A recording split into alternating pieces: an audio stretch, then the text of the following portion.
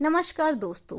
रामायण तो हम सब ने पढ़ी है और नहीं भी पढ़ी तो कभी न कभी टीवी पर तो देखा ही होगा, या इनफैक्ट इसकी कहानी तो सभी जानते होंगे। श्री राम अपनी पत्नी सीता और अपने छोटे भाई लक्ष्मण के साथ 14 साल के वनवास पर थे। जंगल में सीता का हरण कर लिया जाता है राक्षस रावण के द्वारा, जिसके रेस्पॉन्स में राम अपने मैसेंजर के रूप में अंगद और हनुमान को भेजते हैं। रावण नहीं मानता तो यहाँ पर एक युद्ध होता है जिसमें अच्छाई की जीत होती है और रावण हार जाता है। हर साल हम इसी चीज का जश्न मनाते हैं दशहरे के रूप में। The victory of good over evil, धर्म ने अधर्म को हरा दिया। कहानी सुनने में कितनी सिंपल है, लेकिन शायद ये कहानी इतनी सिंपल है नहीं। स्पेशली आप आज के व्हाट्सएप मैसेंजर या सोशल साइट या सोशल मीडिया पोस्ट देखेंगे तो आपको राम वर्सेस रावण पर डिबेट हर जगह देखने को मिलेगी। इनफैक्ट कुछ ऐसे मंदिर भी हैं देश में जहां रावण की पूजा की जाती है, जैसे मध्य प्रदेश के रावण ग्राम में मंदिर है रावण का, उत्तर प्रदेश के कानपुर में दशानन मंदिर, राजस्थान के जोधपुर मंडोर में मंदिर, जहां पर लोग जय लंकेश का उद्घोष करते हुए आपको नजर आएंगे।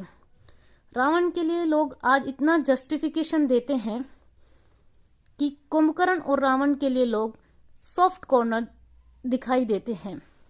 विभीषण के लिए उनके दिलों में हेट देखने को मिलती है। लोग कहते हैं कि रावण इतना बुरा भी नहीं था, और विभीषण के लिए कहते हैं लोग एक घर का भेदी लंका ढाए, उन्हें गद्दार बताया जाता है। क्या विभीषण सही मायने में इतनी हेट डिजर्व करता है? आज के इस वीडियो में आइए जानते हैं बहुत सी ऐसी चीजें। आपको बहुत सी ऐसी पॉइंट देखने और सुनने को मिलती है जिसमें कहा जाता है, हाँ मैं घमंडी, मैं पापी, मैं ताकत का प्रतीक हूँ, मैं वही दशानन जिद्दू हूँ और थोड़ा सा ढीठ हूँ। तो सुन लो सारी दुनिया वाले, तुम राम बन जाओ, मैं रावण ही ठीक। रावण चाहे कितना ही पावरफुल मैन था, कितना ही टैलेंट था, वेद पुराणों का ज्ञाता था, लेकिन सीता हरण का जो क्राइम उसने किया था वो किसी भी एंगल से कम नहीं था। इसके अलावा रावण मारीच की मौत के लिए भी जिम्मेदार था। उसने मारीच को कहा था कि यदि तुम सीता हरण में मेरी मदद नहीं करोगे तो मैं तुम्हें मृत्यु दूंगा। मारीच ने डरकर भगवान राम के हाथों मरना उचित समझा, इसलिए उन्होंने रावण का साथ दिया। सीता हरण के समय जब जटायु मदद को आते हैं तो रावण उन्हें भी मार देता है। रावण एक शिव भक्त था, ब्राह्मण था, सिर्फ यह कह देने भर से ही वो एक अच्छा इंसान साबित नहीं होता है। रावण द्वारा की गई और भी बहुत सी घटनाओं का वर्णन हमें वाल्मीकि की रामायण में देखने को मिलेगा। राम सीता के वापस लौटते ही रामायण खत्म समझी जाती है, लेकिन ऐसा नहीं था।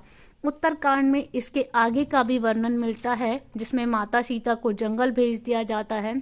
खैर, उत्तरकांड को ओरिजिनल रामायण का पार्ट कंसिडर नहीं किया जाता। अगर उत्तरकांड को एक तरफ कर भी दें तो भी रावण के गुनाह कम नहीं होते हैं। रावण ने अपने हाफ ब्रदर कुबेर पर हमला किया और लंका और पुष्पक विमान उनसे छीन लिया।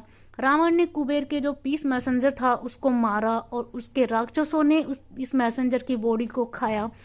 ये किसी भी एंगल से मानवीय घटना तो नहीं लगती है। यज्ञ करते हुए राजा मारुत का यज्ञ भंग कर उसे मार डाला। इन सबको देखने को मिलता है कि रावण क्या था। एक्चुअली वाल्मीकि रामायण में ऐसा कुछ भी नहीं था कि रावण एक अच्छा एडमिनिस्ट्रेटर है, एक अच्छा राजा है। इनफैक्ट जब शूर्पणखा रावण के पास आती है तो कुछ इस तरह से उसको क्रिटिसाइज करती है। अरण्यक कांड चैप्टर 33। शूर्पणखा कहती है कि रावण एक वल्गर प्लेजर से एडिक्ट है, अपनी जनता की सुनता नहीं है, एक बेवकूफ राजा है जिसके चारों ओर मूर्खों की फौज है, एरोगेंट है, इंटॉक्सिकेटेड है, शॉर्ट टेम्पर है, और भी बहुत सी चीजें रावण के बारे में बताई गई हैं। यहाँ पे तीसरा आर्ग्यूमेंट शूर्पणखा को लेकर ये उठाया जाता है। अब हम शूर्पणखा की कहानी समझते हैं। लोगों को लगता है कि कहानी बहुत सिंपल है, लाइक शूर्पणखा राम को प्रपोज करती है और लक्ष्मण उसकी नाक काट देते हैं। लेकिन वाल्मीकि रामायण के अनुसार अरण्यक कांड 17-18 चैप्टर में शूर्पणखा राम के पास जाती है शादी की मांग करने, और श्लोक नंबर 27 और 28 में लिखा है कि वो सीता को इंसल्ट करती है। वो कहती है कि वो सीता और लक्ष्मण को खा जाएगी, सीता को मारने की कोशिश भी करती है। तब जाकर लक्ष्मण ये स्टेप लेता है। इसमें भी इम्पोर्टेंट ये है कि क्या रावण ने शूर्पणखा का बदला लेने के लिए सिर्फ सीता का हरण किया था? एक फाइनल आर्गुमेंट की रावण ने सीता का हरण करने के बाद भी उसके साथ कोई जबरदस्ती नहीं की। बहुत से लोग ये दिखाते हैं कि रावण मतलब चाहता तो क्या कुछ नहीं कर सकता था, लेकिन उसका इंटेंशन रॉन्ग नहीं था, इसलिए उसने सीता माता को इतने दिन अपने पास रखने के साथ भी कुछ गलत नहीं किया।